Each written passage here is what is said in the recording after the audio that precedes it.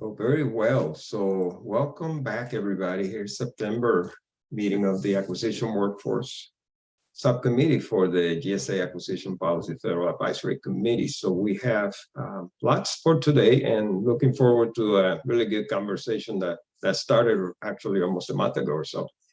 But we're going to hear from some industry partners today. Before we get started, so my name is Boris Arati. I'm the designated federal officer here at GSA for the FAC. And I'm going to just briefly take a quick roll here. So I'm just going to call the names that I'm seeing right now. So we've got, let's see, I see Nicole, Mark, David Malone. I see Ann Run, Steve Schooner, Clyde Thompson. All righty, great. And we may have a couple more joining in a little bit later, but we have quite a bit today. So before further ado, I want to pass it on to Nicole and Ann, who lead this great subcommittee. So Nicole, back to you. Yeah, great. I just want to thank everyone for joining us today. This is a very different session than some of the ones we've had previously. As a level setting moment, we are really focused on the priority that we've established for ourselves to identify the critical levers needed to empower the acquisition workforce so that they can prioritize environmental outcomes and promote sustainability with the least amount of effort.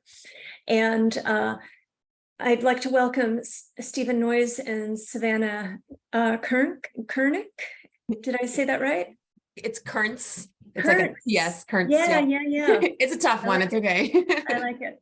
So welcome to both of you. The intention of bringing you here today was really spearheaded with the idea that by engaging vendors, we can better understand how we might be able to obtain better data about green products and green product standards, and also understand a little bit more about the pain points that might be prohibiting that data from coming forward or opportunities to accelerate it. So I really want to thank you both for joining us today and the rest of the subcommittee for what I hope is going to be a really rich conversation. And now I'll step aside and give the floor to Ann. Oh, thank you all. I'm co-chair for this subcommittee and really appreciate you being here today. And really the spirit of this conversation is that if we're thinking about how to drive more sustainable outcomes, suppliers play a super critical role. And it's a voice that's not always heard, I think. And I'm saying that from my government days. So we really would love to kind of dive into a little bit about your experiences and kind of all parts of the process. And I think Nicole will open it with just getting us grounded a little bit in like your company, what you do, kind of how you sell into the federal government, and we'll go from there. And one more thing I did want to mention, thank you for the intro. Also want to welcome anyone from the public who's sitting in the meeting to observe, just to let you know, we'll have an opportunity towards the end of the meeting for any comments or anything you want to add. But I did want to offer that welcome to anyone that is able to sit in and watch the movie. So back to you, Ann. Oh, thank you. I think back to Nicole. Okay. Thank you, Boris, and thank you, Ann. So why don't we just go ahead and start with introductions. Savannah, why don't you tell us a little bit about who you are and what your role is, what products you sell, and what your customers look like. Sure. Yeah, no problem. First, thank you for inviting me to the call. It's definitely appreciative. I know we don't always have a voice sometimes on these platforms, so it is definitely appreciated to GSA and the subcommittee. So I'm Savannah Kearns, and I am the Chief Operating Officer for Document Imaging Dimensions. We've been a contractor for a little over 20 years, GSA contractor. Today, we're selling into the categories of office supplies, Jansen, hardware, shipping and packaging. Those are our main category groups. So we have multiple schedules. We're an OS4 vendor. We have other best-in-class contracts on the hardware and Jansen side, so the GSA MRFS contracts.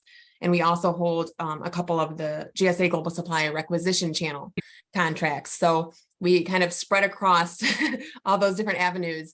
That said, then our customers, what do they look like? Of course, federal agencies nationwide, Department of Defense, ordering off our schedules, BPAs, and also GSA Direct with our requisition channel contracts, right? So that's kind of who we are, who our customer base is primarily. Gives you a good window probably into what we're doing out here. And yes, we sell our products therefore on GSA Advantage, DoD FedMall, and we do have our own e-commerce site as well for federal customers. So that's probably me in a nutshell. Great. Do you have any- Thank you. You're welcome. Steve, why don't you tell us a little bit about yourself? Okay, well, hey, thank you. And I'll echo Savannah's gratitude. It's terrific to be here. I really appreciate the opportunity. I've been blessed to enjoy a front row seat with the Region 2 quarterly roundtables with Bob Woodside and Maria Vachon, and also helped pilot launch the Verified Product Portal with Josh Royko and Stephen Baker, and really appreciated being part of the May 4th This meeting is being presentation. Mhm. So that was fun down at Central Headquarters. My name is Steve Noyes. I'm the president of Noyes Associates, and I'm an independent manufacturers rep, and I'm currently working with Tri Industries. They're an Ability One nonprofit, a Source America entity, and also the Clover Imaging Group.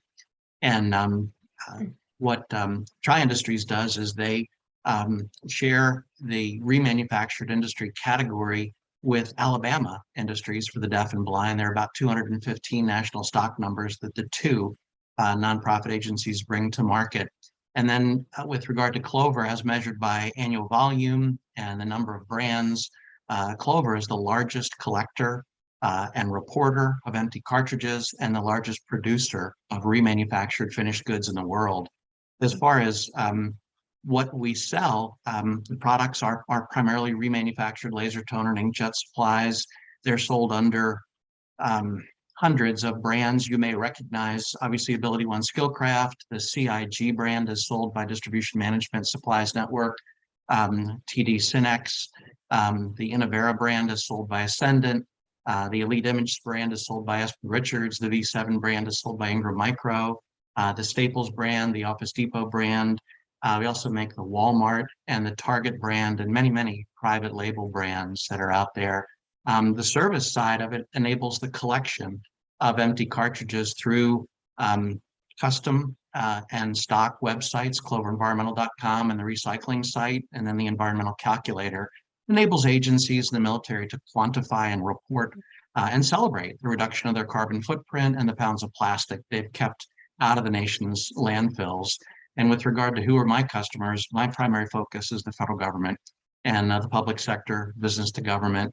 And this includes the talented and committed teams from GSA at Central Headquarters in Region 2, the Ability One Commission, the National Industries for the Blind, Source America, Alabama Industries for the Deaf and Blind, and Talladega, and Tri Industries in Chicago. It also includes the ecosystem of wholesalers, dealers, buying groups, the Ability One distribution networks, the base supply centers, and the e-commerce vehicles such as AbilityOne.com, Global Supply, FedMall, and the Commercial Platform Initiative. And my guiding strategy has been to try to know the buyers, the sellers, the policies, and the policymakers. So any questions for me? I don't think so. I think that's a terrific overview. Thank you, Steve and Savannah. We'd like to shift a little bit to your current experiences and what you see as being particular pain points around complying with federal sustainability standards, either existing platforms or activities or ones that you see in the future. So they could take a variety of forms, meeting different green product standards, meeting expectations for climate plan standards. What do you see as the potential roadblocks or the real roadblocks that you're managing right now? I can jump in real quick. And I should say, we are great partners with Steve and Clover and Tri Industries in Alabama. We are Ability One authorized distributor. So, you know, it's a small world. So Steve and I know each other as well in that world, and he does great things, as you can tell. So we are a small business, and I probably forgot to mention that, and I should have. So we're the small business contractor at this stage anyways. So hurdles that we would be up against are really related partly to that, right? Limited resources as a small. The first hurdle we probably have in identifying products, right? Because that's the biggie for us, is being able to identify the products that we're offering on our contracts and to the end customers, and which products are, you know, CPG compliant, which products are bio preferred, and the list goes on, Energy Star. And so for us, you know, the hurdle starts with the fact that we're not the manufacturer. So right away, we don't have the data, right? So then we have to then find the data, obtain it from various sources, either through our wholesalers. Some of them get that information direct from manufacturers, and then also provide it to resellers. So when that's available, we like to inherit that, and be able to pull it in-house, pull it into our systems. And then from there, of course, you know, it goes out to the websites like GSA Advantage, through our SIP uploads, our own e-commerce site. So if it's there from our wholesalers, we grab it. When it's not, which a lot of times it's not, then we are looking at more manual processes, which is complicated, as you can imagine. You know, we're looking at different attributes, at Energy Star, CPG. You know, if you go out to the CPG website, then you have to decide what kind of product is this. So you're looking at a product level, right? What kind of product is it? Is it a corrugated box, or is it a folder, or is it copy paper? They all have different requirements with different recycled content, you know, to be considered CPG. So that's just kind of a quick example, right? When you're looking at a product level, that it's a very manual process. If we can't obtain it from the manufacturer or a wholesaler, that it would become an internal, you know, team member having to, product by product, going out to those websites and trying to verify. And of course, there's the risk of inaccuracy. So we have to be careful with that too. We want to make sure that if we're verifying, we're verifying. So that's tough, right? Because again, we're not producing this product. So we have to find valid information that's proven before we're claiming that something is green, right? So that's definitely a big hurdle. And yeah, taking it from all the various sources. The next hurdle is getting it consistent, right? So we're pulling it maybe from this wholesaler or that wholesaler. Maybe we're getting it from a manufacturer, and then collecting all the data. So first getting it, collecting it, and making it consistent so that we can pull it in-house and be able to use it streamlined, to streamline the data so that it can feed out to GSA Advantage and our own internal website when we're doing customer-facing web pages to our federal customers. That's definitely the two biggies, because it is very complex. It's a very time, a lot of resources go into it, I guess you could say, and it's messy. Probably the third hurdle we have, and I'm going to turn it over to Steve for a little bit. The third hurdle is actually, you know, maybe the unspoken hurdle of buyer compliance. So, you know, we might be putting in all these efforts to flag the items as sustainable, as green, and marketing it. But then the additional hurdle there is the P card holders themselves, the buyers. Are they aware, and are they complying with those regulations? And we've seen a little bit of both, right? So that's definitely something that probably needs to be taken into consideration. But that's probably the biggies from my point of view right now. Savannah, let me ask a follow-up. So you're looking for the data on websites, is that accurate? Or do you also have supplier validation scorecards? Are you engaging them directly? Is there another element to the data collection process for you? For us today, no. Yeah, like I said, if the wholesalers have that intel that they can provide, because again, they have the direct connect with the manufacturers. Yep. We get it from there. That's the most automated piece for us. Yep. And outside of that, then it becomes, very manual, where we're looking at websites and trying to confirm or verify product. Savannah, is there a website you use quite often? Can you give an example? For verifying product, or? Mm-hmm. So I guess, sure. So what I guess what I'm referring to is, you know, if we have a catalog and for instance, our OS4, if we were going to a deep dive on that contract and say, okay, here's items where we have these flagged as CPG, but there's some other items that look like they probably are CPG. So why aren't they why aren't they flagged, right? We would have to then go out to, for instance, EPA's website, their CPG page, and then just start literally product by product, diving into that page. And then, like I said, depending on the product type and this and that, delving down for verification. Yeah. Or going to the manufacturer's site. Sometimes, sometimes you can visit a manufacturer's site first, and they might have the data there. It's not something that you can, just export a file for, unfortunately, but yeah. When it's a government site, is it easy to compare apples to apples? In other words, are you seeing always a photo of the product? Are you seeing the manufacturer part number, whatever the critical data is you need to make sure it's the same product? Yeah. So unless there is a resource out there that I'm unaware of, and please, if there is, somebody tell me. I do not know of a government site that lists, manufacturer part numbers, and then, a string of their attributes, give or take. Photos? No photos. Yeah. Mm-mm. And would that information be helpful? Oh gosh, yeah. Yep.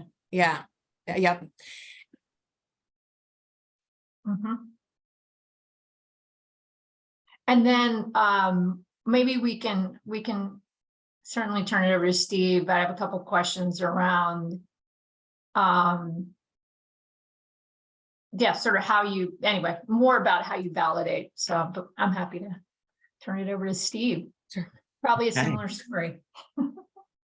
I've had the unfair advantage of working, with Bob Woodside and Ray Vachon and the team in New York. So what Clover started doing back in 2016 was we were very sensitive to the case precedent established by GovPlace versus Folliard, where with Ingram Micro and Hewlett Packard, it was established that the auditor could reach through the dealer, through the wholesaler to the manufacturer, and ultimate liability rests with the manufacturer. So starting in 2016, every quarter, Clover proactively sent out the status of the country of origin for the next 90 days. And that was for the entire portfolio. Anything that we offer had the country of origin verified every 90 days for the next 90 days. And that was well received and the SIP file was done, the verified product, again, Stephen Baker and Josh Royko having the verified product portal and the authoritative content repository. The direction that we're going in is really exciting. And we jumped into that early on and populated that. As I mentioned, we were the pilot partner on October 15th, 2022 with that. And as we marched forward. So having said that, our category is the poster child for this conversation. When you look at what the objectives are, the purchasing objectives for the federal government, what they're trying to accomplish, they can all be done very easily with remanufactured cartridges. For example, the price sensitivity, the savings, typically compared to the OEM, you can save up to 30%. Some people will buy for savings and price sensitivity. Roughly a third will buy for price sensitivity and or to support a cause, such as the Ability One mission to provide jobs and advancement to people that are visually impaired and or people that have significant disabilities. The same is true with the cause for environmental sustainability. And on the website, sustainability.gov, it does outline the 27 executive orders and the policies. We use that as our Bible. We really lean on that. And of course, the comprehensive procurement guidelines. And right now, the EPEAT, Global Electronics Council, is working on the EPEAT program, and Clover's participating in that. We expect those rules for the next 5 years to be out in January. So that's our star, our North Star. That's what we navigate toward. To give it a little bit of context, I mentioned that Clover could be considered and Ability One Skillcraft could be considered the poster child for this conversation. According to some estimates, imaging supplies for all federal acquisition solutions could range in the neighborhood of $600 million. If you look at the two office supply SINs, the 339940 and the OS4, roughly generated a range of about 200 million. Of that, typically about 25% is imaging supplies. However, during FISI 2, imaging supplies was 36%. So if you look at about 1/3 of that, or 50 million, $17 million could be converted to AbilityOne Skillcraft. So we're excited to be where we are right now today. We're on the brink, on the threshold of accomplishing some pretty exciting things. I've got a couple of steps, if you'll indulge me, just some observations that our team and our dealers, our partner, channel partners have noticed, and I'll just run through them, and I will send this to you for your reference after the call today. But among the steps that we would recommend is to prevent the specification of OEM only on blanket purchase agreements and RFQs that are issued through eBuy, Unison, and SAM.gov. It should be, AbilityOne Skillcraft should be recommended for the multiple award schedule and at the base supply centers. Most of the BSCs exclusively feature the OEMs. But if a BSC store manager or an 1102 require 100% OEM, then the suggestion is that purchasing manager should justify that preference in writing and post the waiver from their chief acquisition officer. Electrophotography has become a very stable process. It was invented back in 1938, and it doesn't have the challenges that were once associated with it. It's very reliable. A second piece here is to enforce the GSA taxonomy of terms. Those are the naming conventions. And that enables, if you control the language, you can influence behavior. And again, Region 2 has done a wonderful job identifying what industry has adopted with OEM, remanufactured, non-OEM, new build, alternative, and then a legacy term called refill that'll probably be sunsetted. That goes back to the times back in the mall days when you used to bring your inkjet in there. We have a couple of things we'd like to encourage greater support on, and I'll work with the team and the Inspector General from AbilityOne, but it's Policy 51540 that requires NSN syndication for the 215 NSNs today. We worked with the study with Price Reporter and found that there really was a small number of dealers out of the total that feature all 215. So NSN syndication is very important.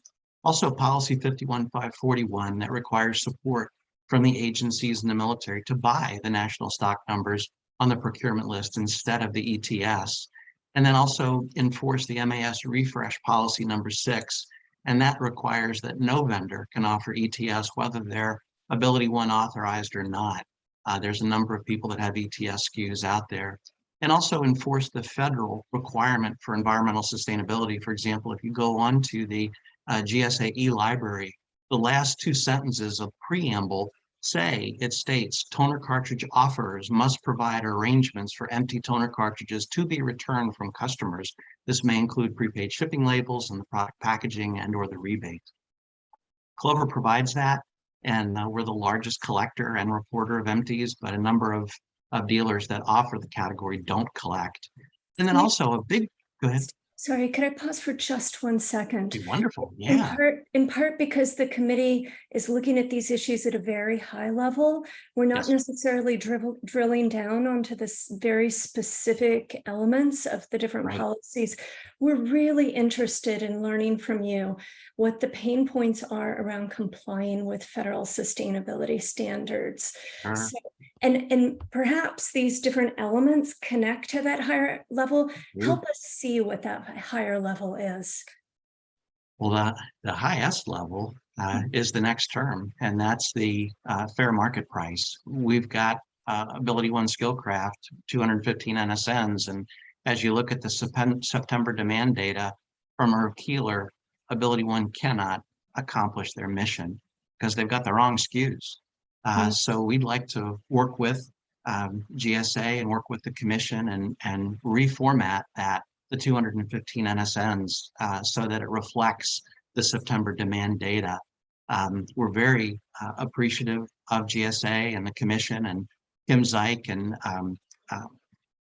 Kevin Lynch and everybody that approved We have a new ETS program that is Steve, can I just printer-centric. follow up on that? You said they have the incorrect SKUs. So this Yes. committee is going to need more information to really understand what you're getting at with respect to this pain point. Can you offer some Sure. more detail? Oh, thank you. Yeah, I appreciate that. So Irv Keeler and the team, starting in March, May, and July, and now in September, they have published on the Vendor Support Center the demand data. So you can see the top selling SKUs. And Mhm. from that assortment, it's clear that the product offering from Ability One Skillcraft does not reflect the installed base of printers that are out there. They're selling hamburgers and people are buying pizza. So we've got the list now, with the support of the team, and we'd like to audit that and show the team where the top sellers are and price them correctly. The other option here that when you talk about high level things, it's the fair market price. This category doesn't work. It's not going to offer the sustainability solution unless it's priced right. But in the September demand data in column P, you've got the average sell price. So you can go in and you can see what the OEM mapped prices are, the internet low price. You want to be able to save the consumer 20 to 30% compared to the OEM. And you want to be able to make sure that the dealers can make a margin as well. All that is within our grasp. So that's really a big deal. That's the biggest hurdle when you talk about pain points. That's really it. Couple of other things just in appendixes to note here is when GSA compares the fair market price, it's really important that they compare platforms that require an authentic country of origin, compliancy with TAA and Section 889 policies, accurate page yield, taxonomy of terms, terminology, and all the things that go into this, warranty support, reliable supply chain, and the rest.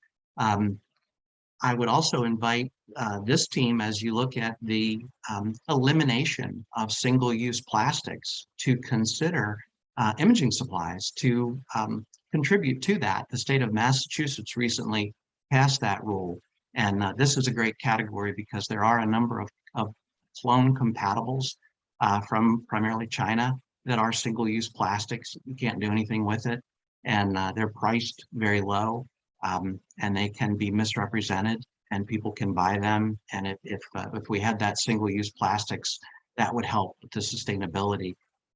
Misrepresentation of counterfeit products are also a scourge of the federal buyer. We've all bought things on the internet and been dissatisfied with what we've received. We're working with legislation to get things passed on that. It's the Inform Act, and also working with the General Accounting Office to do a study to look at the scale and scope of the challenge. And then the next thing is just to enforce that the verified product portal and the authoritative content repository be applied to anybody that's selling imaging supplies. We need to shine the light on their country of origin, their content, their processes, their warranty, their fulfillment track record. They do well in the shadows, but when you shine the light on them, then people can make a better decision. So I would really encourage that all be part of the verified product portal. And then And so I'm going to stop you because I want to bring it back to sustainability. How does this connect to sustainability when we talk about country of origin and some of these other items? So if you look at the number of cartridge brands that are out there, the bullseye is this, and it's a great question. Historically, there were a range of 8,000, some would say as many as 12,000 remanufacturers.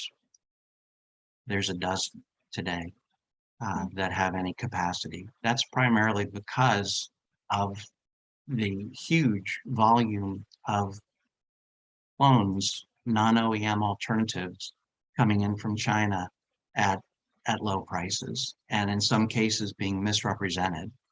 Sustainability is important because the single-use plastic cannot be repurposed. For example, with clover, our products, we try to remanufacture them first. If we can't, we grind them in and pelletize them and resell them. If you've ever heard of Trex, plastic wood, if you go into Lowe's or Home Depot, plastic wood, they're one of the bigger customers of Clover. So plastic can get repurposed, but the clone compatibles from China, it's you can't do anything. Nobody wants that. And it can leach toxic chemicals into the landfills. So when you're talking about sustainability, this is a bullseye on that. And misrepresentation, yes. Bringing this back to the federal acquisition worker. So we're trying to think through how to help them undertake their job. At the core of what you're saying, and and so correct me if I'm wrong, is that the right data are not getting to the federal acquisition worker in order to make the right decision. Is that a very high level statement of where this is headed? It is. Yeah, that's a great summary. You can't over communicate. And we would like to be as clear as possible, representing the product as accurately as possible so that they can claim to accomplish all the goals and purchasing objectives they have for sustainability. Yeah.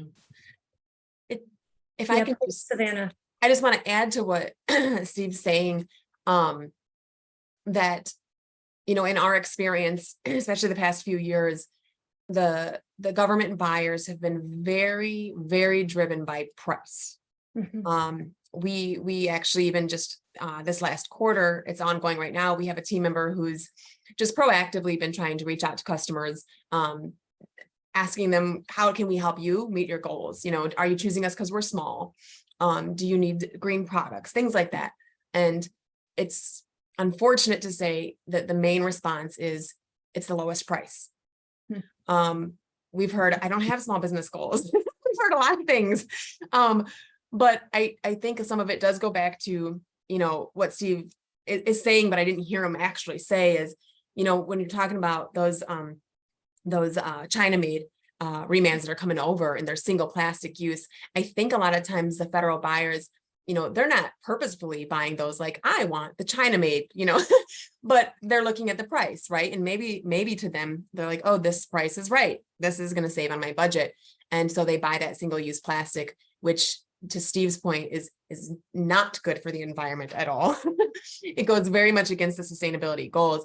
So it's a matter of how do we balance it out, right? How does the government bring more awareness and maybe training to the acquisition workforce that, yes, it's about price, right? Taxpayer dollars at work. But there's got to be an even balance between the price and what you're getting for that price. Does that kind of, I feel like that was kind of part of what Steve was getting at with all that. And it's very important because it affects it all, right? Yeah, I've been looking at the chat and I see conversations between Steve Schooner and Mark Hayden. I want to create some space before we move on to some other questions, whether you wanted to follow up on anything here.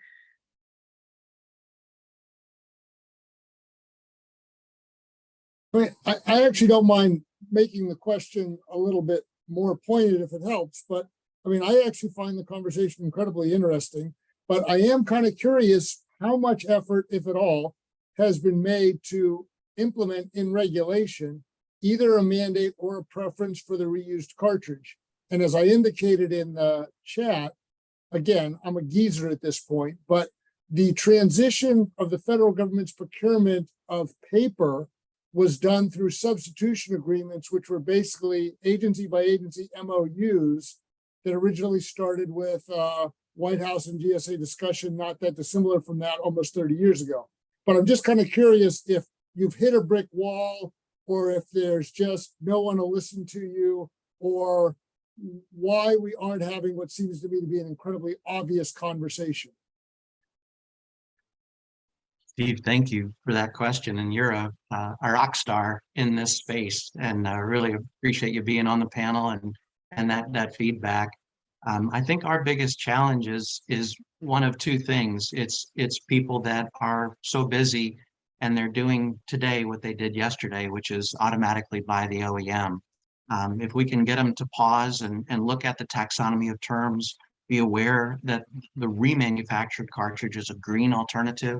If they look at the environmental procurement guidelines. There is language when the link is opened. And as I mentioned, I'll send you all of my comments with all the links on there. And it does say obtain remanufactured toner cartridges or new toner cartridges made with recovered materials from product vendors.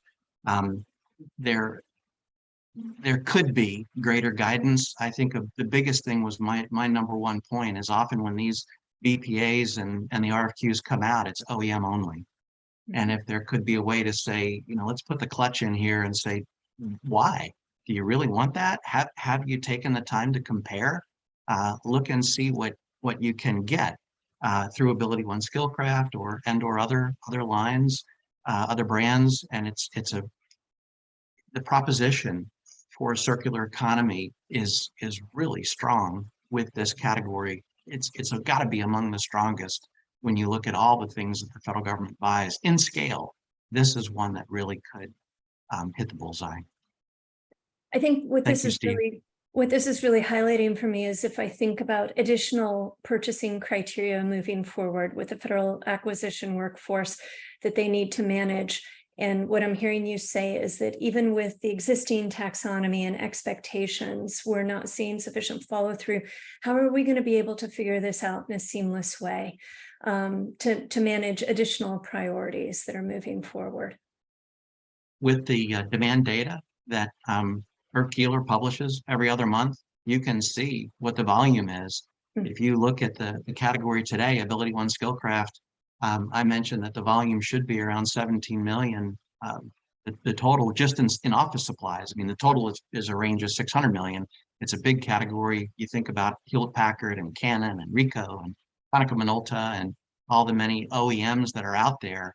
And then you look at the market share that remanufactured have, but it's not just remanufactured, it's compatible clones and it's counterfeit clones as well.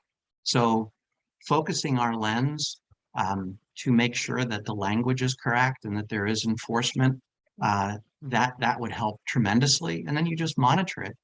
We can now see SKUs and NSNs, national stock numbers, that are marching into that demand data report. And we're not trying to boil the ocean. It's not a giant, you look at what Herb Keeler has done just in office products, the top 5,400 SKUs make up 85% of the volume. So it is within our grasp. We can do this, but it would be great to have some help and just encourage greater training, greater education, policy, encouragement, mandates. Happy to help on an ongoing basis. The framework is there. The enforcement mechanisms, the policies are there. I didn't mean to take you down a rabbit hole, but there's already half a dozen things there. If we could enforce what's out there and then do some additional training, I think we could really make a significant difference.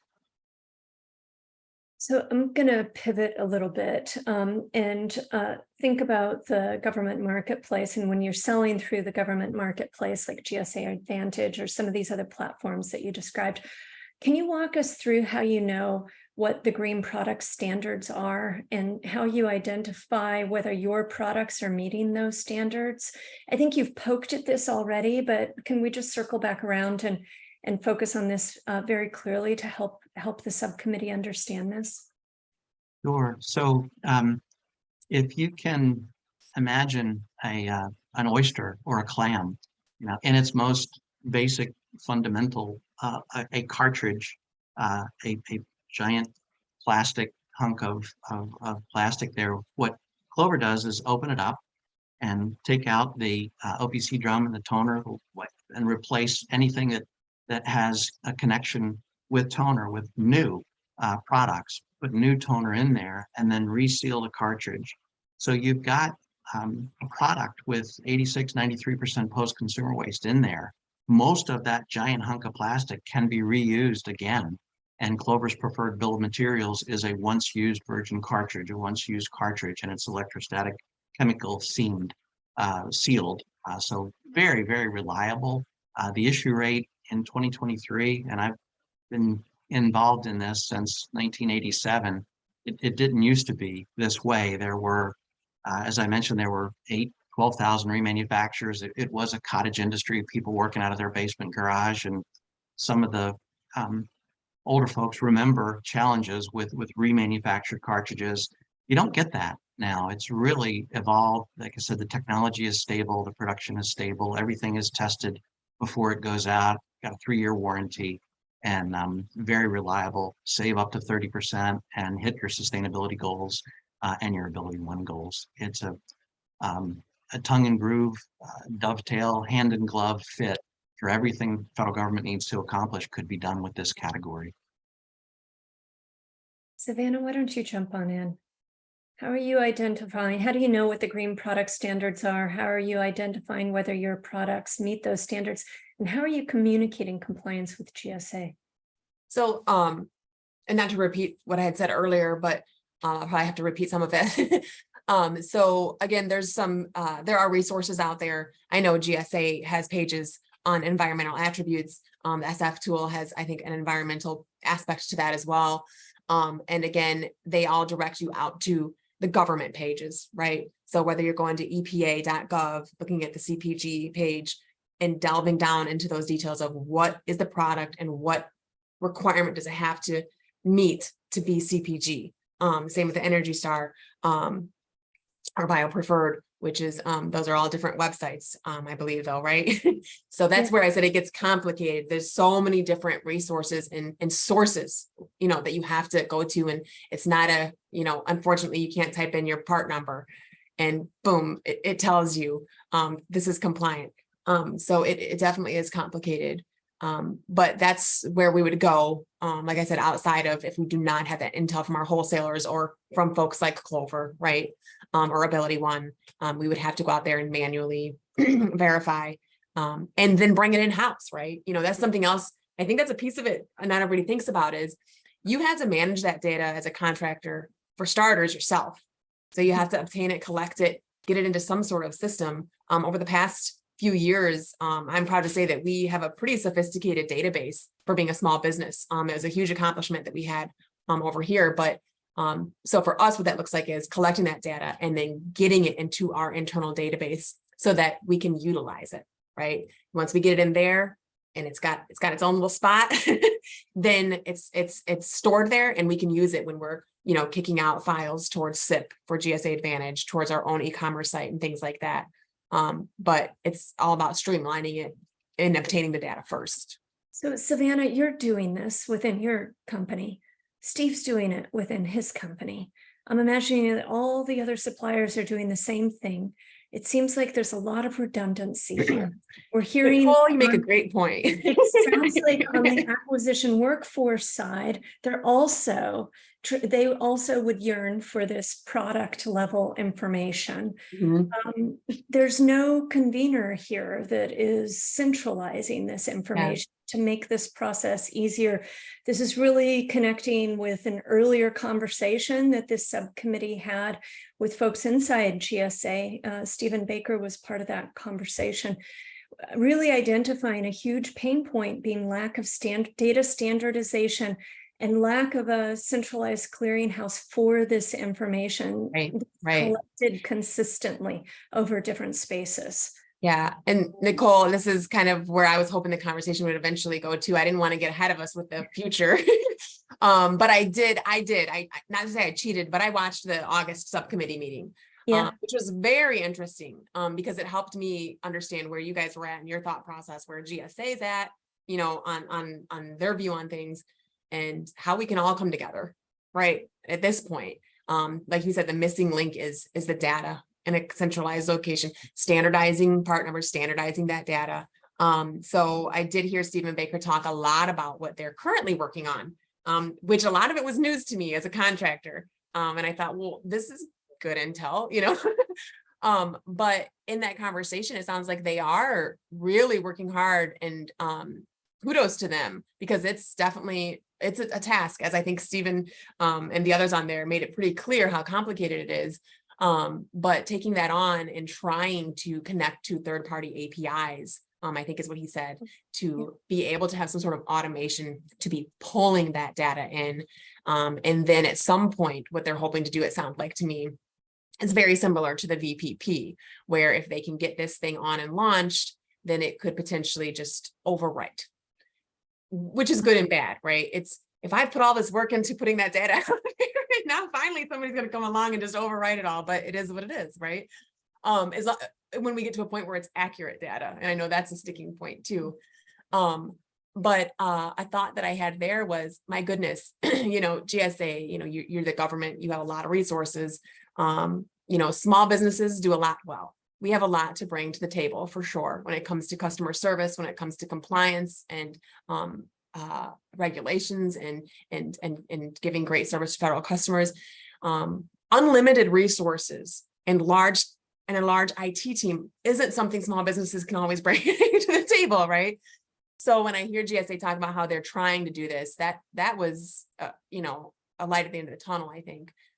Because I was thinking the same thing as you, Nicole. What DID, that's what we call ourselves for short, what DID does as a small business, trying to invent that wheel, grab the data, find the data. We have people maybe Q4, our slow season, it's like, hey, let's do a deep dive on OS4. What products don't have attributes yet? What's maybe CPG that we don't have flagged?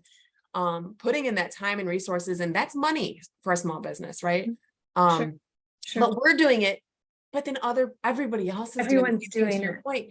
And not that we're looking for a free pass to say, oh, well, if you can get that data, can you just give it to me? But at the same time, I think we're all in this together. And I think the end goal is, how do we make it very easy? I think you said this at the beginning of the call, make it easy for that buyer to be sustainable. So we've called him out. I'd like to invite Stephen to jump in. He had his hand up earlier, and especially because that conversation is so relevant to this one. Stephen, I'd like to invite you to jump in. Yeah, and Stephen, I wanted to confirm, as a subject matter expert at GSA, this is totally okay for you to jump in. So you got my blessing. Okay. Yeah, I was like, well, I feel like you got my blessing. Okay. Savannah said a lot of what I would have raised my hand for the first time. I'm sorry. No, it's great. You kind of answered your own question. You had said, is there a government website? And I've talked to Melissa in the background. Right, SF Tool is kind of a government provided website where all the green data resides. Not so much about the product information itself, but a lot of the green information. And we're trying to link that to the VPP. Steve, thanks for all the shout outs and the shameless plugging of the VPP. Love it. We worked with Steve a lot on the regulatory side, which he kind of went down that avenue. But one of the things, and Savannah, I don't know if DID is in our pilot program with the FCP. So the FCP is a new portal that we're developing to replace SIP and EDI to make your life less miserable, because SIP and EDI are miserable. SCP will eventually link to VPP. Eventually, VPP will also link to SF Tool. Everything will link to Advantage. What is going to happen is these third-party content providers, there are companies out there that you can pay to manage your data, GFK or IceCats. I'm not endorsing anybody. I'm just saying they exist. Right. And they do load data into VPP for people. But there are plenty of large name brand companies that work with them. You can also, as a manufacturer, you can join VPP yourself. Ability One puts their data in VPP, and then we bring it in and we augment your listings on Advantage. If you'll notice, a lot of listings on Advantage are starting to get better pictures, better URLs, dynamic specifications. In the future, the FCP platform will offer that data to you. So when DID comes in, they'll say, hey, I want to sell these items. We're going to say, hey, DID, we have all this information. Would you just like to provide a price? You won't have to curate the data anymore, or you'll be able to take that data as well and use it. So I just kind of, you talked about that, and I wanted to touch base on that, make sure we covered it. And like you said, we're going towards these great light at the end of the tunnel solutions. So those are on the roadmap. And we have started to standardize some of the green data at Advantage. We are actually developing the Energy Star and Safer Choice standardization currently, started it last week. Then we're going to move into things like CPG. Energy Star and WaterSense. We're going to move to CPG, Safer Choice, BioPreferred.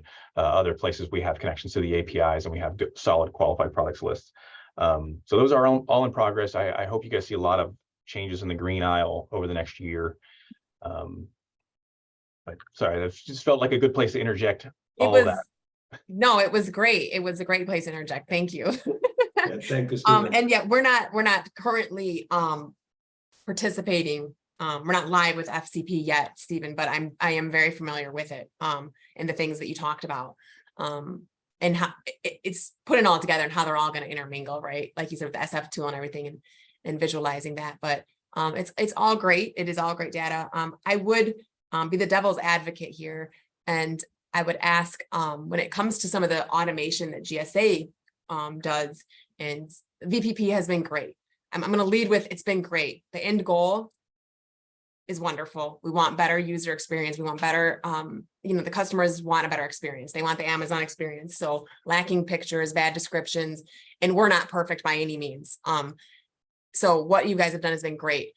We know there have been some unintentional side effects as well of some data that gets overridden, sometimes inaccurate.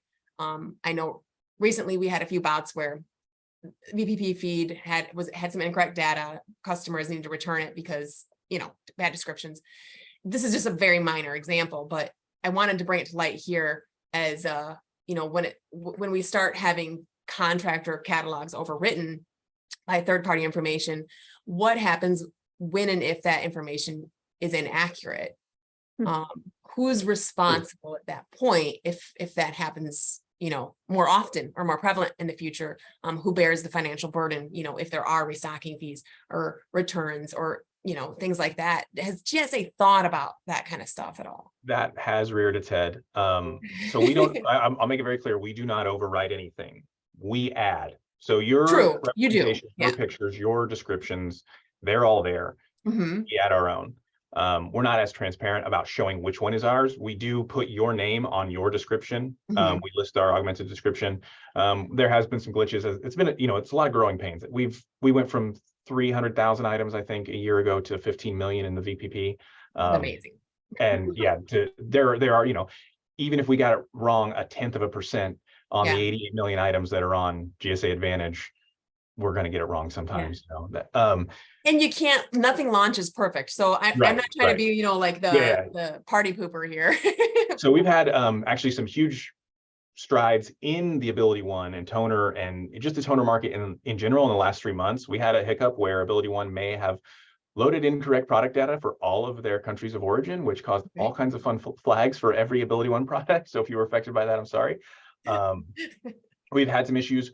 Our biggest problem is with other vendors, and Steve has his script on this, and he will talk to you at length about it. Manipulating part numbers, causing your listings to get incorrectly enriched because they get grouped with you. So bad actors. Correct, bad actors. You'd have to talk to GNSS about the financial burden on that. I don't know what the contracting implications are and if restocking fees and if that's allowed in the contract language and the solicitation. But we are aware of that. We do work with it. To your question about feedback loop, we rolled out this year on every GSA Advantage product page. There's a link that says report inaccurate product information. We call it the ripple. Use it. That comes directly to a couple of my employees. We resolve those constantly. We get 20 to 30 a day. We are actively curating the catalog. This has never been done before. We've solved over like 3,000 issues year to date. We rolled this out in late January. So actively use it. You'll drive us nuts, but we will work on it. Like, we have a dashboard. We have people working these issues to either fix inaccurate product information, to fix inaccurate mappings, to deal with vendors that are obviously counterfeit or ridiculously low pricing, non-TAA, the gamut. Yeah, and I want to commend you guys for that, because I have seen that button and I have used it a couple of times. But when it was clear, like when it was, I think it was similar to the Ability One information was inaccurate or whatever, that glitch. So that's awesome, because I noticed that and I was like, oh, this is great. And I thought, well, is anybody really going to respond? And then you did. So it was great. And so, yeah, like I said, I commend you guys, because I'm sure you get all kinds of tickets based on that. And then you got to make sure they're valid too, right? Some people may just be confused. So no, that's very appreciated. Yeah. I'm going to jump back in. And before we move on to future opportunities, I have one quick question, and it's okay if the answer is none. We're curious about whether you're using digital technologies and what those look like to help assist with your processes. So you've talked about databases. What other digital technologies are you using to help manage this process? Unfortunately, outside of, our own internal database where we try to collect the data so that we can push it out from our side of things, that's really the biggie. We've attempted to use third-party sites to pull out products that, for instance, I think Warwick XSB, we subscribe to that, and they do have a tool that, you know, says green products. You push in their part numbers, and it'll pull out and say this looks green. But unfortunately, it looks green because of just what the description looks like. Got it. So it's not accurate. So Right. we've attempted, right? But then we have to fall back on, you know, Yeah. it's a garbage in, garbage out kind of a thing. So it's not to those systems' fault, but there's a lot of bad data out there, and just, you know, logic that's being used that is producing inaccurate information that we don't feel comfortable using, because then we would be, you know, Sure. representing products incorrectly. And How about you, Steve? Outside of databases or the third-party sites, are you using anything else? Is AI entering into the conversation? Like, how are you thinking about digital technologies here? Sure. So the answer is yes. You know, Clover is trying hard to keep up. They've got a terrific IT team and marketing team and product management team, because Clover sells to Walmart and Target and Depot and Staples. They communicate that way. If I could mention, you know, Amazon. Clover's got a great storefront on Amazon. Clover doesn't sell direct on Amazon. Amazon buys from Clover and sells, but they have all of the data there. And, you know, when you talk about digital, you know, again, a shout out to Stephen Baker, the carousel of resources that he's got with the PDFs and the PowerPoints and the links. And you mentioned, Nicole, earlier, what do we do with regard how to communicate the sustainability, the circular economy? There's the recycled logo, the comprehensive procurement guidelines, the EPA eco logo.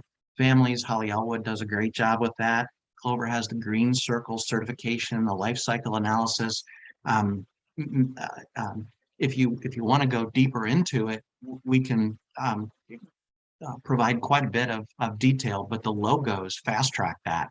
And as a trigger to encourage people, if they see that logo, will it satisfy that objective, that purchasing goal? And the answer is yes. And with what Stephen Baker and Josh Royko are doing, that really just makes it a lot easier for everybody.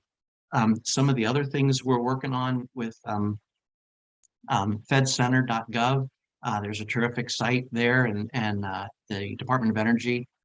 We've got a landing page with DOE on fedcenter.gov. We're working through AbilityOne. There's a brand new website that is in the process of being approved. We hope to have it approved before the October 11th NIB Expo. It's called Support the Mission, and it's got links and videos and headline style quick to help you understand. And for those that want to go deeper, there's great information on detail. So if you want to go to supportthemission.org, that'll give you an idea. Does that help, Nicole? Yeah, it does. Thank you.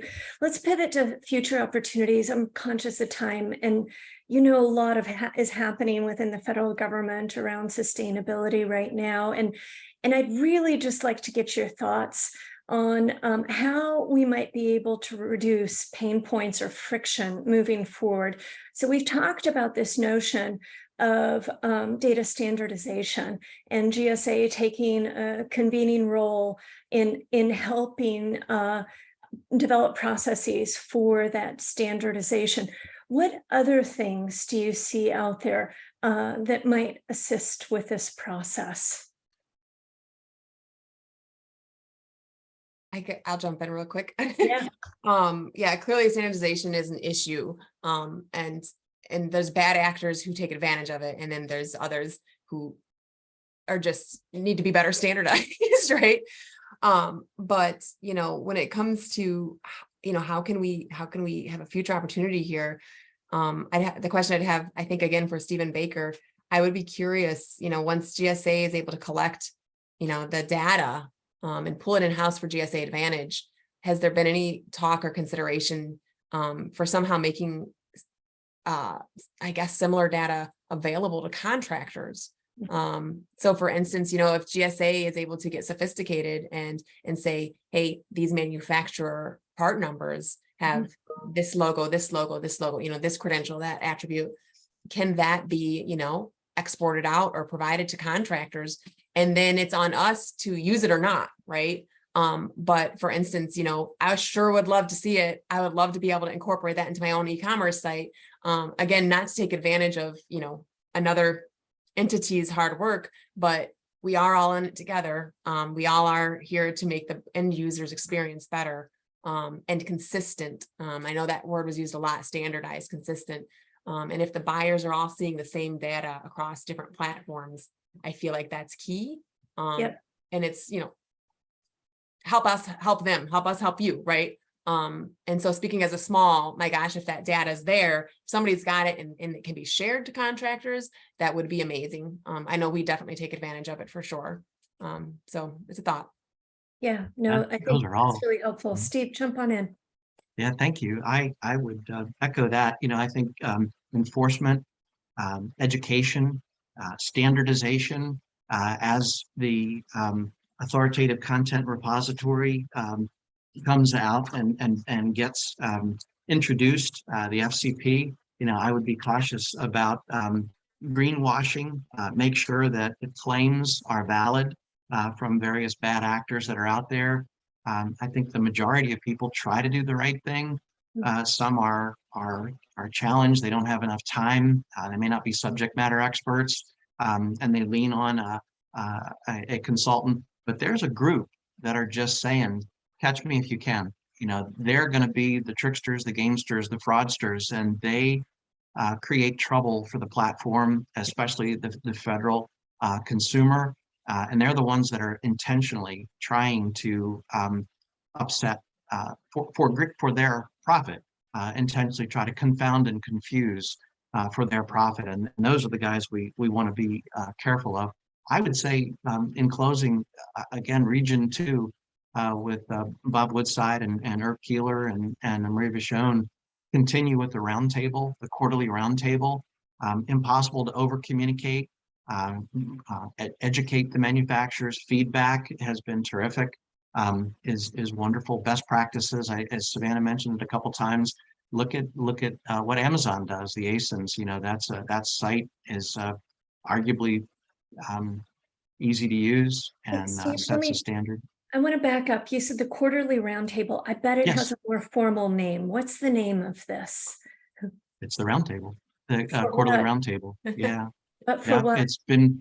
it's I don't know if anybody from Region 2 is on. I'm looking here, but since 2016, the Region 2 team in New York has had a quarterly roundtable, and it used to be in New York, the World Trade Center, and the manufacturers would come up and association, the Workplace Solutions Association, the Business Solutions Association, the wholesalers, Ascendant, SP Richards, Supplies Network, major manufacturers, Clover, myself, and we would all put on the table, things that were pain points and how can we fix it.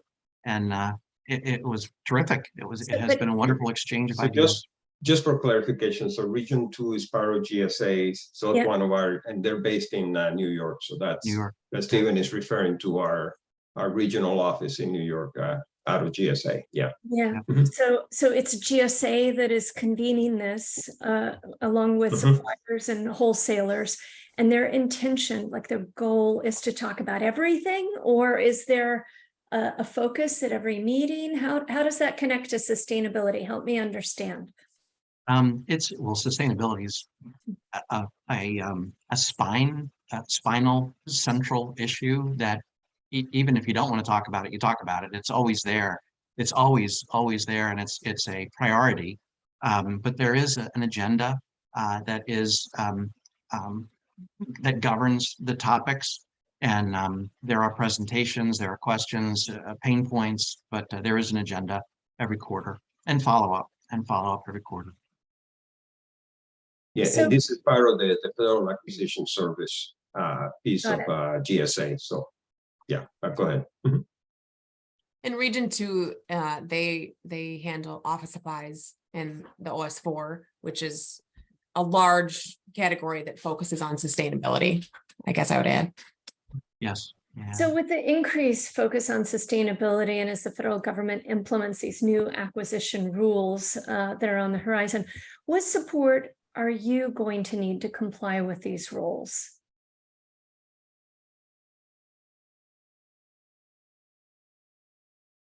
Do you have any additional information on the rules, the new rules that are that which you're ones? talking about? Yeah. So if we're thinking about the pivot within GSA to embed sustainability into federal acquisition more broadly, greater burden will be put on vendors, suppliers to comply with whatever those rules are, right? We're talking very, very generally. We just know that this movement towards sustainability is happening. And we've talked about this to some extent, like training of the federal acquisition workforce. But what about connecting with vendors themselves? So we were wondering about things like educational seminars or workshops. It sounds like the quarterly roundtable could be a mechanism then to engage you all. Are there other ways in which your community could be engaged in a more productive way? Agree.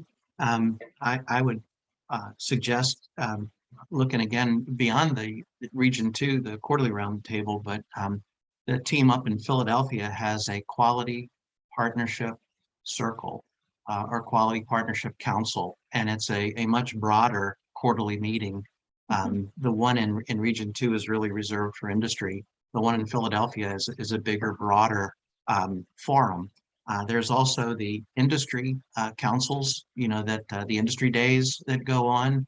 And the third thing that since you asked, I'll respond is when there used to be those that have been in this for a while may remember the GSA expos that moved from Orlando to San Antonio to San Diego. The once a year big expos, those were terrific for education and connections. Yeah. So those three things I think would be helpful. I think that's a really great suggestion. Savannah, did you have anything to add? Just, on the same notion of, providing training, or whether it's an in-person, expo, or maybe it's both, not everybody can travel, right? But for the contractors, you want everybody on board and to understand, what are the requirements, what are the buyers going to be pushed to doing, and how do we help comply with that? Yeah, definitely, keeping us in the loop. Right. And that's something I had noted here to say, and I forgot to say it. So I'm going to say it now. Keeping contractors as part of the conversation. Sometimes the way we learn things are going on or new systems are launching is after the fact. And then we can't be proactive about it. Right. So then we're scrambling like, okay, this new change has happened. Well, that's the trickle effect that affects this part of what we do, or, we have to update our systems, or how do we make sure we're in compliance? And if we're more in the conversation as things are being thought about and brainstormed, that would be helpful, especially for smalls. Like I said, we don't have unlimited resources. So we need a little bit more reaction time. Sometimes. Sure. So absolutely. Just part of the conversation and having training out there and round tables, if that's what you want to call it. Mm-hmm. And jump on in. Oh, sorry. You had asked at the beginning, will you have any trouble complying with federal rules? Clover would not, in fact, we welcome it. And in fact, the message to that is only the bad guys that have something to hide will complain. If you've got a great story, you want to shout from the highest mountain and explain your story. So what a great blessing it is to have compliancy rules that can help guide a buy decision. So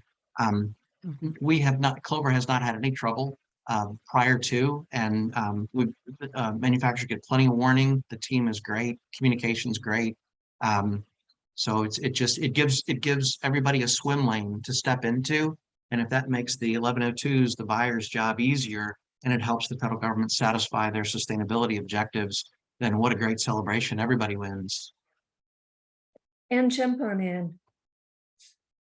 We're focused on how can we enable the acquisition workforce to do the right thing and make it super easy for them to do the right thing. You go through a lot of efforts to certify your product as compliant. You send the data file to GSA.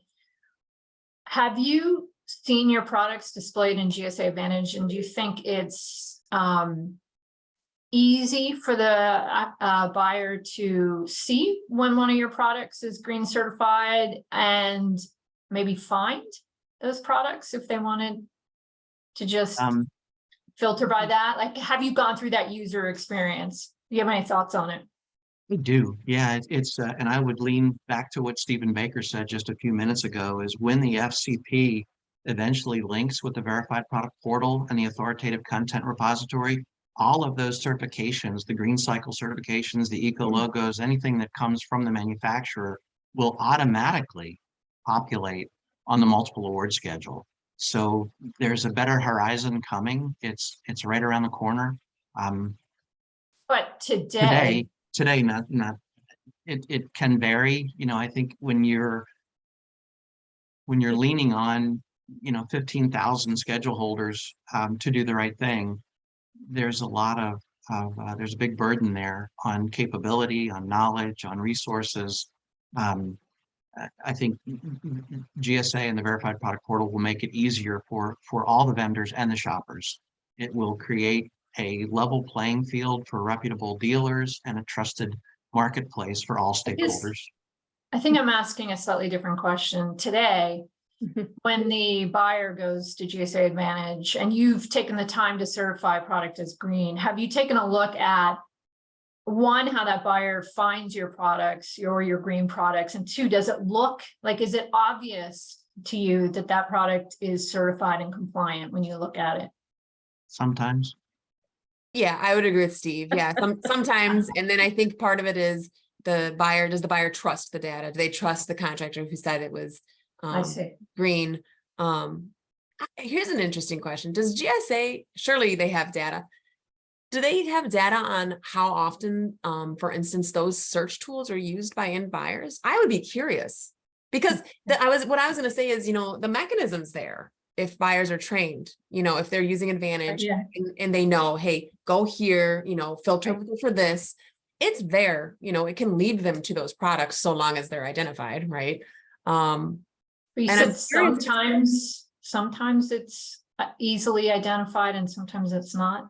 Well, and part of our earlier conversations, Anne, we heard from Brennan Conaway and Stephen Baker that additional training needs to take place on these platforms. So buyers, they are able to find this, it's there, but they're not always well versed on how to get to the place where they need to go. But when they get there, is it super easy to see something's been badged as compliant? They're little logos, there'll be little logos displayed on each contractor's record for the product. So it would show like little recycled. Easy to understand, easy to. But Yeah, you have to get there. Hold your mouse over it and it'll tell them what that means. And you can, I think, click out and it tells them why it's compliant or whatever. We have just a few minutes left, and I think you've answered. There's really one other question here that is really striking me as something that we haven't talked about so far outside of the Region 2 and Region 3 discussion. Can you describe an example of successful collaborations or experiences working with other online platforms for selling your product or service? So are there other places out there that we should be looking at that are particularly effective at identifying your products as being more sustainable? This might be a question better suited for Steve. They may have more experience with different systems. For us, unfortunately, I don't have a great example. We rely a lot on Advantage. Like I said, our own e-commerce site, which also is not perfect when it comes to the sustainability, just based off the complexities we've all talked about over the past hour, over an hour here. But Steve, do you have any examples you can share? Yeah, what I can do is I don't call on them directly. But Nicole and Ann, what I will do as a takeaway from this is I'll send some links and share with you what Office Depot, Staples, Walmart, Target, Amazon, what others do with the category. Sometimes it's CIG brand, sometimes it's their brand, but it's how they handle a remanufactured option to the OEM. So I'll aggregate some examples, best practices, and I'll send that to you shortly. That'd be terrific. And you know, I said that was my last question, but I've got this other question that popped up, and it's a more technical question that came from our broader group, and it's whether sustainable packaging is a vendor level or a manufacturer level qualifier for a product. Do you know? I don't know. I don't think I would be confident in my answer, but I would imagine it would be manufacturer level, if it's the packaging of that product. Because I think vendor level or distributor level is, you know, the shipping and packaging, if you're putting the product inside another box. But if it's just the product's packaging, that should be manufacturer level. Got it. Yeah, it's definitely the manufacturer. And I'll send you some information on some steps that Clover has taken with our packaging just recently to become even more environmentally sustainable with the corrugated, and some steps that we've done to be even greener, if that's a possibility. I'll send that to you. So we've been hearing from members of the subcommittee throughout, but I want to pause and ask if there's any other burning questions that you want to jump in and ask. The chat's been moving along, but I haven't been able to follow the chat and lead the conversation. So I want to create space in the event that any questions haven't been answered. And yeah, it's a lot from Mark. So I don't know if Mark has anything to add. Yes, I had a couple questions. One, this engine that you have for CO2 reduction, I admire it, but I'm not sure exactly how it works. Could you comment on it? And that's for Steve. On the environmental, if you go on to, and like I said, I'll send this to you after we're done. Clover has an environmental sustainability website, and where you can calculate how many cartridges you've bought. The environmental calculator will enable you to report the reduction of your carbon footprint in the pounds of plastic. So as you look at what's involved in making a brand new OEM cartridge, the oil, the process, everything that goes into that versus just reusing that big hunk of plastic again, there's a calculation with that. And again, that'll be part of the follow-up, the formula. But it's the environmental calculator is a very popular link for us. It shows you how many pounds of plastic you've kept out of the landfills, and for those that monitor it, they really like to report it and celebrate the results. So I'll make that part of my follow-up, Mark. Thank you for that. This is both for Savannah and Steve. Is there a voice that the consumer, and I don't know what level you count that, you might call it the state, you might call it county, you might call it an individual. Can't they voice an opinion that, hey, don't put this in plastic anymore and bubble wrap. I want to receive this in a paper box with shredded paper padding. Can that resonate with manufacturers? How do we get that voice, and how can that be done through your operation?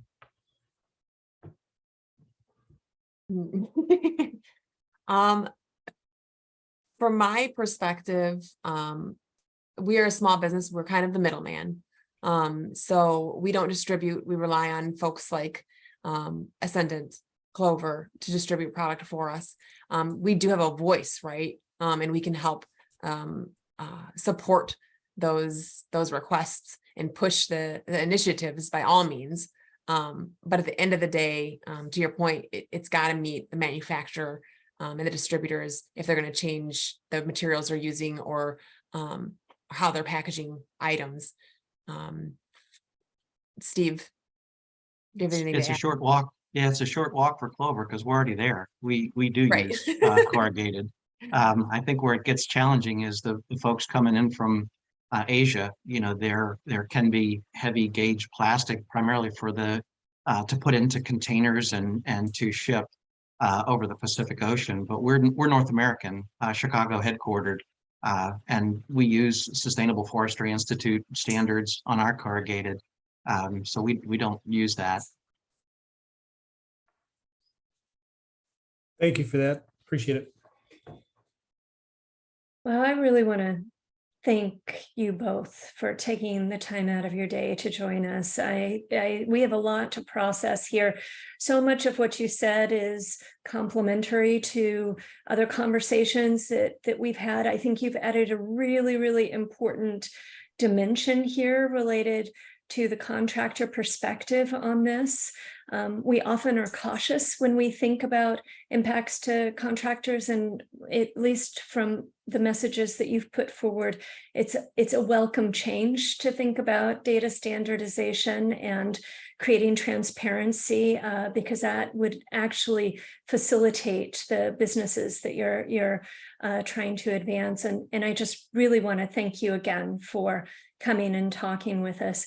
And is there anything you also wanted to add about today's conversation? No, I mean, it was validating because we've heard a lot of this from the acquisition workforce too. And it also just makes me enormously appreciative of all the work and the effort that you undertake to sell into the government. So thank you very much for the time today. Thank you both, and thank you all for having us. Yeah, it's been great. We appreciate everything you guys have done. This has been quite a journey for FAC, over the last year plus, getting this talented team together and creating policy and standards so that it's easier for everybody. It's a win-win for everybody. So Savannah and I thank you and applaud. Kudos, accolades and salutations to you guys. Give yourself a pat on the back. This is a lot of time that the whole teams, all three committees have put in. So we're appreciative and grateful for your investment in time and the results that will definitely come of it. And we'll be keeping an eye out, Steve, Savannah, if you wish to send additional information to us. You've mentioned that you we're definitely going to be looking on the horizon for that. Yeah, absolutely. And I wanted to recognize Stephanie for finding you both. So thank you, Stephanie. Stephanie. This was an awesome discussion. Right up what we needed. Yeah, thank you, Stephanie. Yeah, Yeah, and you have our info, so yes. Thank you very works much. both ways. If you have any follow-up questions or anything, Phone call away. Yeah. Absolutely. Thank you both. Yeah. Thank you for including us in the conversation. Absolutely. So with that, subcommittee stay on. We're gonna do a bit of Jamboarding to talk about and reflect on what we've heard and how that connects with other aspects of our discussions. I'm going to pop it in the chat so that everyone has access. And I see I haven't put some sticky notes out, so I will add some. Yep. And let's spend some time brainstorming on what some primary takeaways are. Nicole, should Savannah and I leave, or you want us to stay on? You are absolutely welcome to stay. I also recognize that you both are likely very busy people. And so if you need to move on, you're welcome to. This is a public meeting, so anyone is welcome to stay. It's entirely up to you. I'll stay. And I'm just adding some sticky notes here. And as is typically the case, I will wait a couple of minutes for you to jump in. If you need help accessing the Jamboard, let me know. And really, this is a moment where we're just going to take a few quiet minutes to reflect on what we've heard on those big takeaways.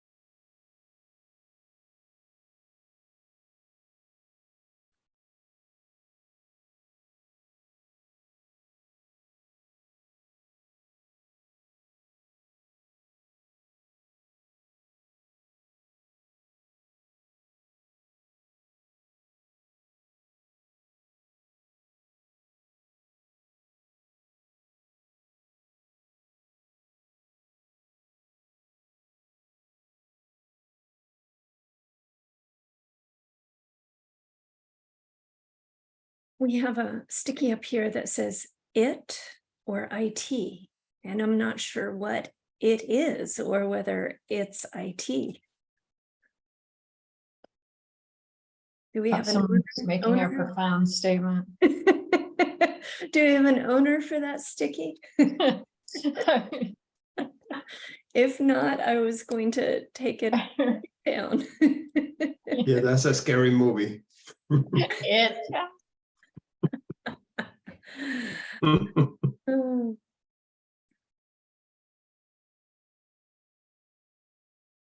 I felt like this conversation cut across so many different other conversations that we've been having, but also discussions that have happened in other subcommittees too. I feel like certainly the industry practices subcommittee should take a look at the conversation that we had today. Yeah, it sounded also like maybe some potential policy areas too. that Definitely, Steve was definitely. raising.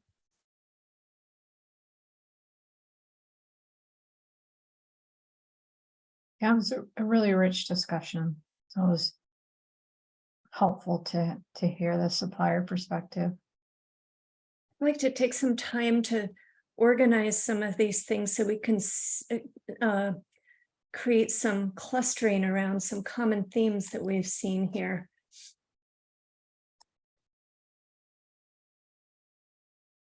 It was really interesting that we had the category management discussion that was way at like 50,000 foot level. And this is like going the other way down into the product level. It was really Yes. interesting to see Mm-hmm, the mm-hmm. contrast between the two. Yeah, And that just, you know, the insight to that GSA is such a large organization that we're talking about region 2, region 3, but there's other regions also that engage with the vendors in their Yep. in the types of products that they manage. mm-hmm.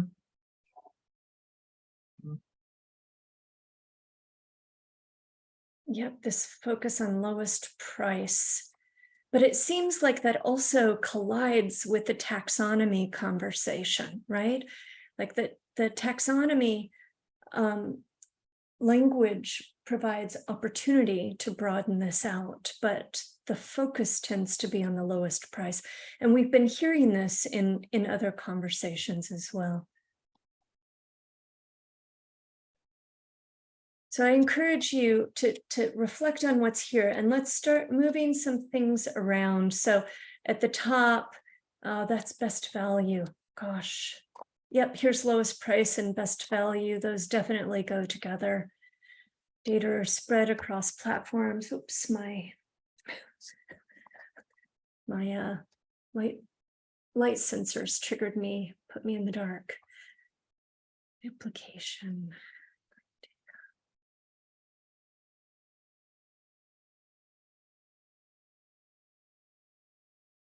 Someone else had talked about the redundancy and inefficiency in the data collection, because all the vendors are collecting this information. Yeah. But where is that? I have one here. Education. Firm process, labor intensive. I think that goes down here, actually. Duplication. Here we go. Mm-hmm.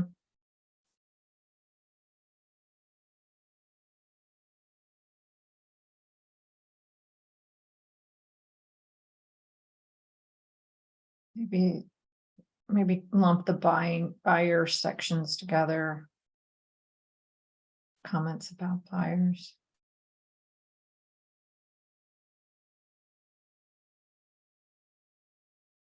Oh, we had something in here about greenwashing, and that's what this goes with as well.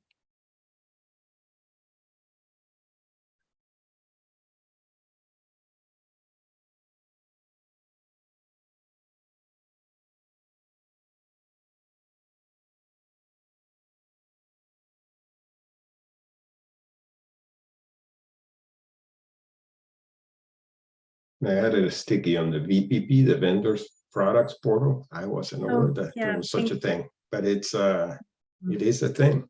Yeah. Oh, there's the greenwashing one that belongs with this.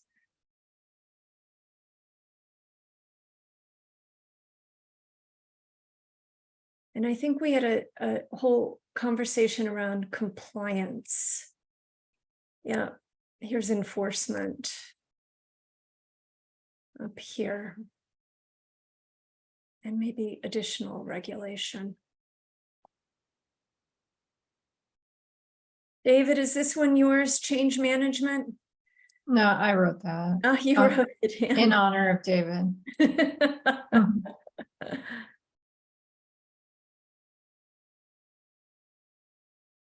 There was a green. I mean, you could probably, yeah,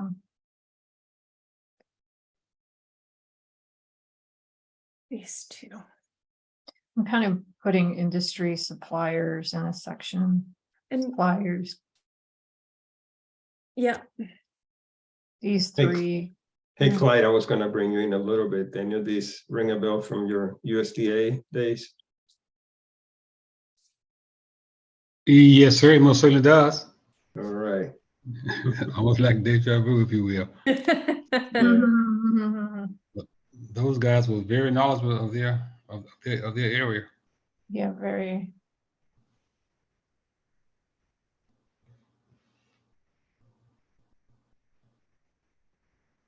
we definitely have. Okay. I can absolutely see how this conversation is really going to supplement earlier discussions that we've had. For data.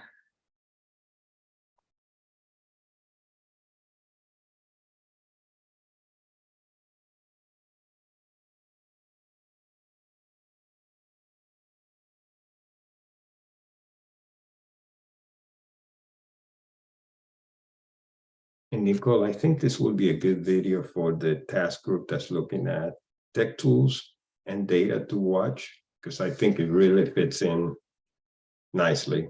It does. With that work. Interestingly, we didn't talk a lot about some of the emerging technologies that are out there around AI and the like, but at the heart of any sort of platform that gets used, we need good data. And the feedback that we're getting across a variety of stakeholders is that those data are often lacking. Or when they're there, they're not used, right? They're not connecting in the right way. They're not integrated. They're not standardized. And that creates hurdles.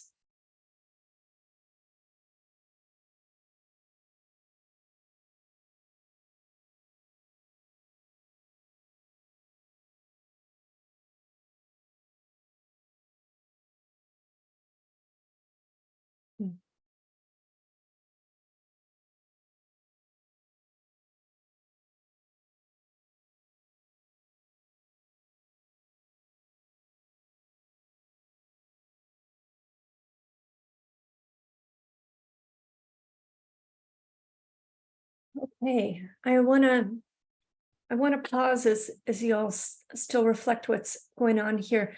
Boris and Stephanie, I'd like to find out. I've sort of lost track, admittedly. I know in early October, we're going to meet with our stakeholder from the PRISM users group. That's going to be an administrative meeting.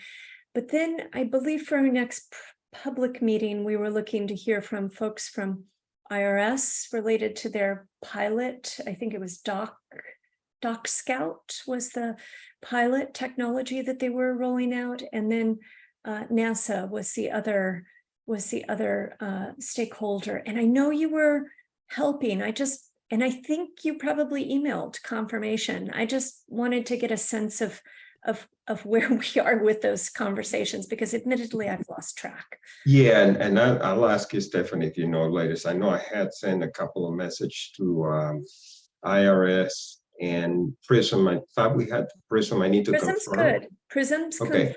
PRISM's Yes. good.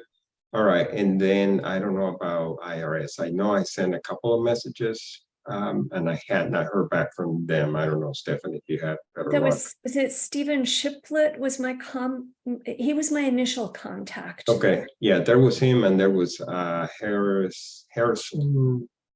Forget, it's got two first names. Somebody Harrison, yeah, He spoke with us earlier on. I haven't seen right, anything from him lately, but he right. has But been a guest before. yeah, so it's a good reminder, and I can take that for action to follow up Okay. with them. I think what makes them interesting is they're using technologies and they're piloting them. So learning, and in fact, I think the NASA one, did that relate to the Sandia Labs implementation? Now I can't, that may have been something totally different. I think we found, yeah, I think so. I think we learned that from EPA when we were talking to EPA, where that came up. Okay, after this meeting, if you just get back to me on how things look, then I can go back to my notes and look at whether we should be tapping the shoulders of our contacts at Sandia Labs to get a sense of whether we should make space for them. We have a month to figure this out, but as we know, Okay. you know, with That different goes fast. schools, sometimes it goes really Yes. fast. All right. Yeah. So at this time, I'd like to pause and give some an opportunity for members of the public to jump in. If there's anything that you would like to add to the conversation at this time, please feel free to jump on in.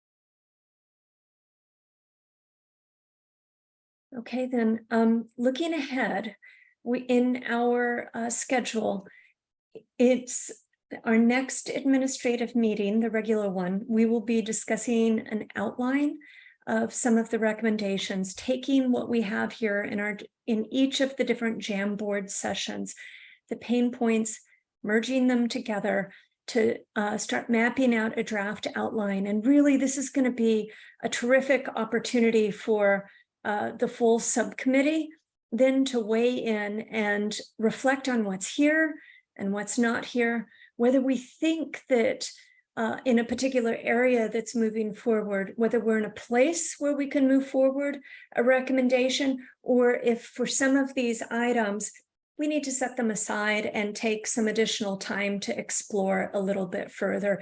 But my hope is for that administrative meeting, we can walk through some of the content that we've been developing and thinking through what a particular recommendation would look like around each of the different areas. And Nicole, to confirm, the admin meeting is set for October 10th. 3 to 4. I think correct. That's correct. October 10th. But we have one in between, I think. Right, with PRISM users. With the PRISM users group, right?